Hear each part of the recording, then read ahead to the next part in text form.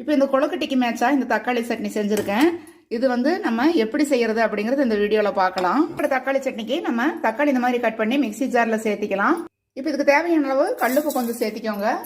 உங்களுக்கு எவ்வளோ காரம் வேணுமோ அந்த அளவுக்கு வந்து இந்த மாதிரி வரமிளகாய் தூள் வந்து சேர்த்திக்கோங்க. கொஞ்சமாக வெல்லம் வந்து சேர்த்திக்கலாம். உங்களுக்கு வெல்லம் பிடிக்கல அப்படின்னா ஸ்கிப் பண்ணிடுங்க. மிக்சியில் நைஸாக அரைச்சி எடுத்துக்கலாம். இப்போ அடுப்பில் வானலி வச்சுட்டு அதில் எண்ணெய் ஊற்றிட்டு கொஞ்சமாக கடுகு போட்டுக்கோங்க. கருவேப்பிலை போடுங்க. அரைச்சி வச்சுருக்கக்கூடிய இந்த தக்காளியை வந்து இதில் ஊற்றிடலாம். உங்களுக்கு தண்ணியாக வேணும் அப்படின்னா நீங்கள் கொஞ்சம் தண்ணி ஊற்றி கொதிக்க வச்சுக்கலாம். இல்லாட்டி இது வந்து நல்லா கொதிச்ச உடனே அப்படி நம்ம ஆஃப் பண்ணிட வேண்டியது தான். கொதிச்சிருச்சு. இப்போ நம்ம வந்து அடுப்பை ஆஃப் பண்ணி விட்டுறலாம். இட்லி, தோசை, சப்பாத்தி எல்லாத்துக்குமே நல்லா இருக்கும். காலையில் செஞ்சுட்டு நைட் வரைக்குமே கூட இந்த சட்னி வந்து யூஸ் பண்ணிக்கலாம். ஃப்ரிட்ஜில் வைக்காமையே உங்களுக்கு நல்லா இருக்கும். 2 நாள் 3 நாள் வைக்கணும் அப்படின்னா ஃப்ரிட்ஜில் வைக்கலாம். இப்போ இதே மாதிரி இந்த சட்னி வந்து நீங்கள் ட்ரை பண்ணி பாருங்கள். ரொம்ப ஈஸியாக இருக்கும், டேஸ்ட்டாகவும் இருக்கும்.